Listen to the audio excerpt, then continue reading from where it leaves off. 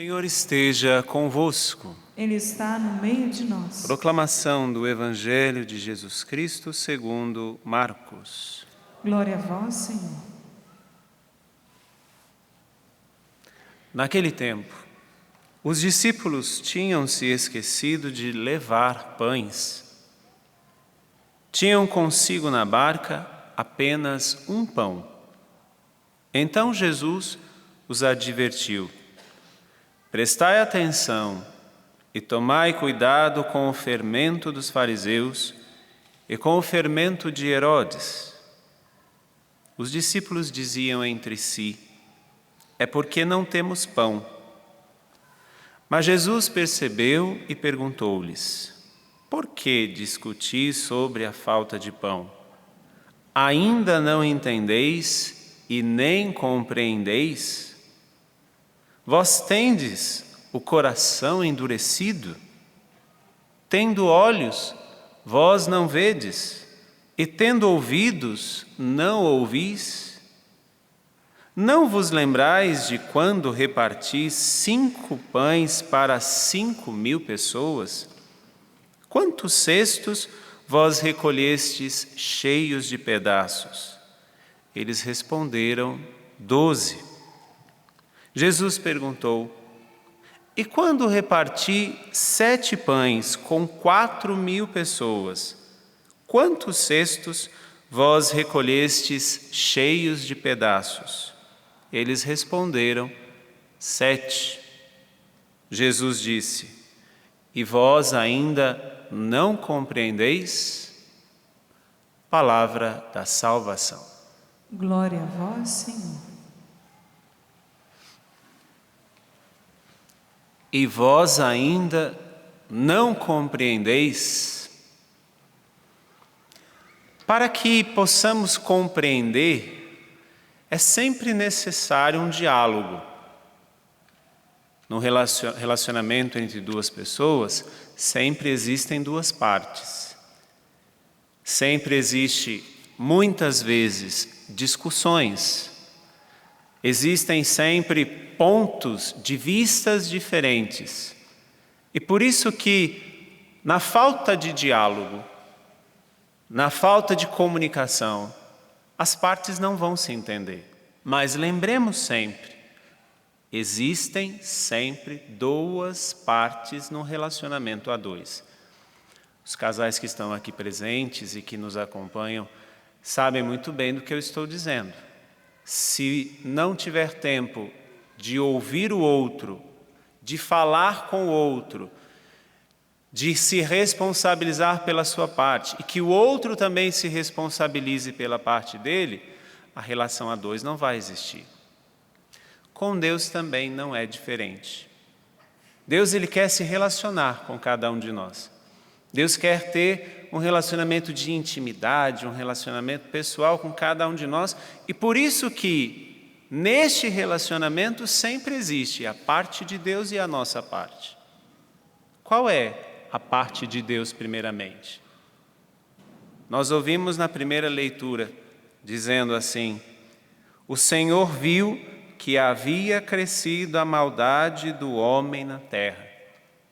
A parte de Deus é que Ele é sempre Ele é bom. Deus nunca é mau. Deus nunca faz mal a você.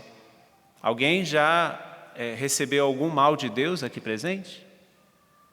Será que alguém que nos acompanha em casa já recebeu algum mal de Deus?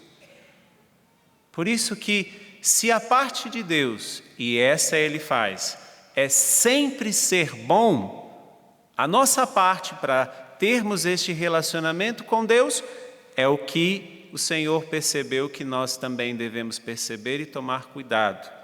O Senhor viu que havia crescido a maldade do homem na terra. Se Deus é sempre bom, precisamos tomar cuidado.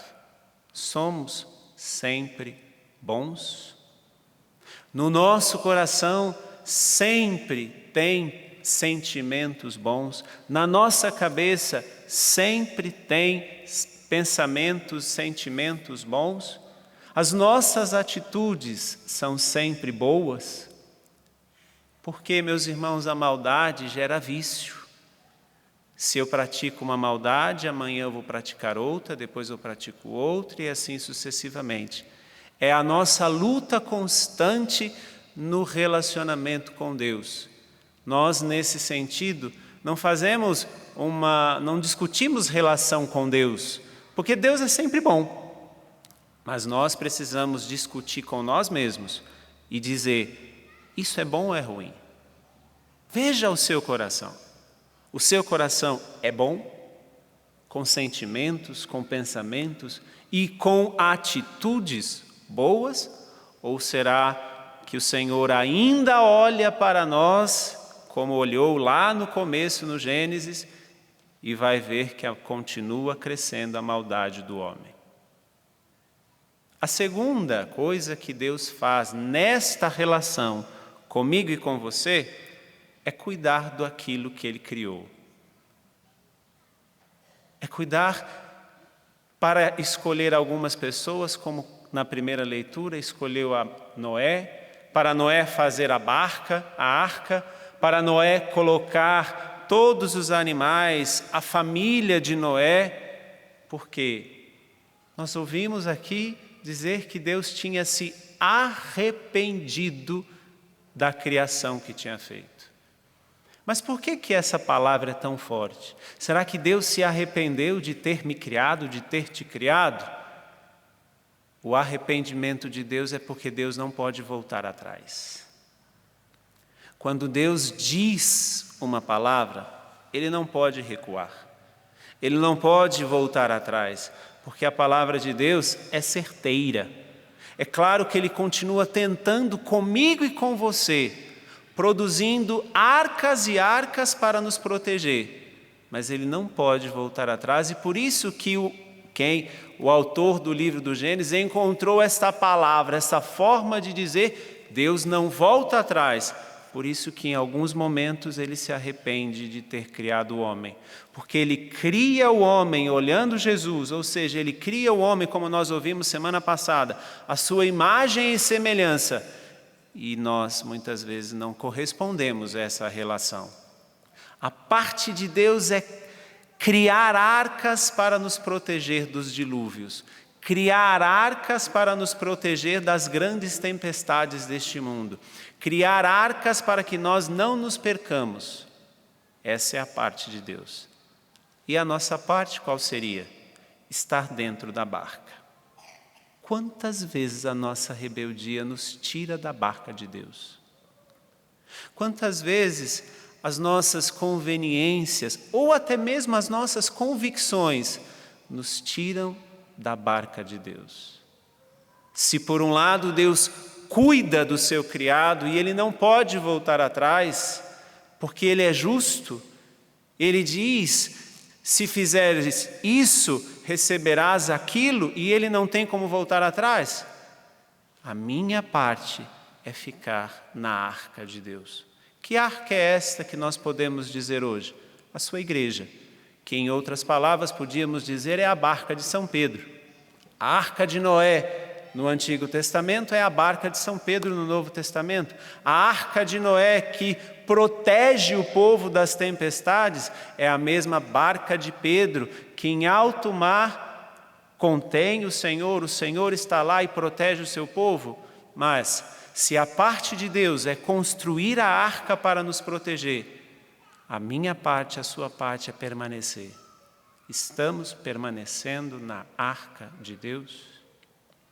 Ou muitas vezes queremos ir embora? Ou muitas vezes queremos abandonar? Ou muitas vezes queremos deixar tudo? Ou para, como disse, assumir as nossas conveniências, vamos dando jeitinhos de ir e vir para essa barca. Discutir relação com Deus, fazer uma DR com Deus, é preciso ter essa clareza. Ele protege quem Ele criou, mas nós precisamos também fazer a nossa parte. E a última coisa que Deus faz neste relacionamento a dois, nós ouvimos no Evangelho. Ele tinha, isso é o Evangelho de sábado, Ele tinha multiplicado os pães mais uma vez. Aí os discípulos vão para o barco, levam apenas um pão. Jesus aproveita todas as situações para ensiná-los e diz: cuidado com o fermento dos fariseus. Os bobinhos vão dizer: é porque nós esquecemos o pão. Aí Jesus diz: mas espera aí, vocês não viram que eu multipliquei de 5 pães, uma multidão de 5.000 pessoas comeram? De 7 pães, uma multidão de 4.000 pessoas comeram, e vocês estão preocupados com isso? O fermento que eu estou pedindo para vocês tomar cuidado é o fermento da maldade, da hipocrisia. A terceira parte no relacionamento que nós temos com Deus: Deus nos dá sempre o necessário, e até mais do que nós precisamos, mas a nossa parte é cuidar daquilo que cresce. O fermento faz crescer. O fermento verdadeiro que faz crescer santidade, bondade, justiça, verdade é o próprio Jesus. Mas que fermento nós temos no nosso coração hoje? O fermento que se chama Jesus ou o fermento que chama-nos contra Jesus? Que hoje nós possamos perceber como estamos nos relacionando com este Deus. A parte dele, ele sempre faz. E nós estamos fazendo? Que Deus nos ajude e que essa Eucaristia, que é o grande fermento de Deus, faça crescer em nós a bondade, a verdade, a justiça. Louvado seja nosso Senhor Jesus Cristo.